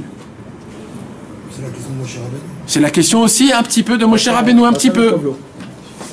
Et qu'est-ce qu'il dit, Rabbi Baruch Ephraim, un chidouche exceptionnel, mes amis. Il dit, vous voulez savoir c'est quoi la différence entre un homme bien et un homme pas bien? Il dit, vous croyez qu'Hachem, il choisit comme ça? Vous croyez que c'est Hachem qui a voulu d'Afka que les Rechaïm, ils souffrent à la fin? Ma pitom! Hachem, il adore sa création. Alors quoi? Il dit, Hachem, j'ai un problème. Il dit quoi? Écoutez comment c'est beau. Il dit, un bonhomme, quand il souffre, qu'est-ce qui se passe? Tout de suite, il baisse la tête. Tout de suite. Il voit que là, il a une souffrance. Il a un problème. Bam, il baisse la tête. C'est-à-dire quoi, il baisse la tête? Il se fait petit. Tout de suite, tout de suite. Et là, c'est quoi la première chose qu'il a dans sa tête? Mais qu'est-ce que j'ai fait pour que ça m'arrive? Qu'est-ce qu'on a fait en bon Dieu pour que ça nous arrive?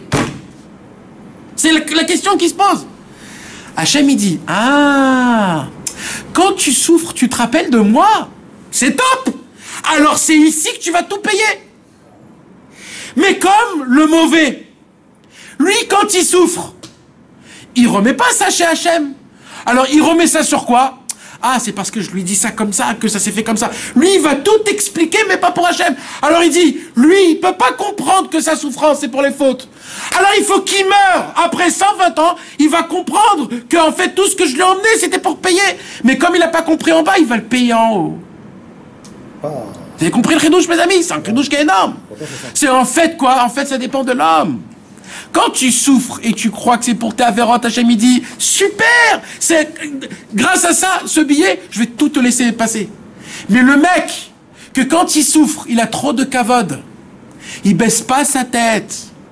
Il dit non, c'est à cause de moi, c'est parce que je lui ai pas fait montrer combien je suis fort, je lui ai pas fait montrer, ou alors je suis pas assez de tzidkout, c'est pas moi qui a voulu me réveiller à Chatzot. Si vraiment je voulais me réveiller à Chatzot, je me serais levé. Non mon frère, baisse ta tête. C'est Hachem qui veut que tu sois là où que tu sois. Sache que ça vient de Dieu. Si ça tu le comprends pas, tu vas le payer après 120 ans. Parce qu'après 120 ans, tu vas le voir de tes yeux que ça c'était pour ça. Et là il dit une autre parole qui est forte. C'est quoi la grande parole qui est forte? C'est un chidouche aussi. Il dit, vous savez mes amis, pour faire teshuva, il faut passer par des bisionotes. C'est quoi des bisionotes? Des ondes, des humiliations. Là, il y a un chidouche qui a écrit, mes amis, dans Be'ibé Anachal. C'est quoi? Il dit, si tu vas pas avoir honte en bas dans ce monde-ci, tu seras obligé d'avoir honte dans le monde futur. Ne croyez pas qu'on peut, l'inatzel, on peut se sauver de la honte. La honte, elle est obligatoire. Si tu es méritant, ça sera ici et tu t'en débarrasseras. Si tu n'es pas méritant, ça sera en haut qu'on va te faire honte. Devant tes parents, devant tes maîtres, devant tes copains, devant ta femme, devant Dieu, devant tout le monde. C'est pour ça qu'est-ce qu'il dit Rabbeinu? Si tu sais enlever de ton kavod dans ce monde-ci, tu donnes du kavod à Hachem. Alors grâce à ça, tu sais recevoir des hontes, tu sais donner du kavod à Hachem dans ce monde-ci, dans le monde en bas. Tu vas payer toutes tes fautes dans ce monde-ci, et quand tu vas monter en haut, tu seras le patron de tous les patrons. Donc Rabbeinu nous apprend dans la Torah Vav comment se conduire, comment créer la lumière du monde futur, comment faire en sorte que dans le monde futur, on va recevoir que des cadeaux et pas des péchés, Ras Veshalom. Parce que nos fautes, on les prend ici. Pourquoi on les prend ici? Parce qu'on a la connaissance que chaque souffrance qu'on souffre, c'est à cause de nos fautes. Et par ce billet-là, on paye tout, Bezrat Hashem. Qu'Hachem fasse en sorte, grâce à ce grand jour ce soir, que ce soir on passe de Barech Enu à Barech Alenu, que c'est le commencement de l'année, Bezrat Hashem, qu'on puisse rentrer dans un monde d'Avodat Hashem qui soit toujours de Simcha, Amen. Toujours de Teshuvah, Amen. Et rempli de Kavod pour Hashem, Bezrat Hashem. Amen.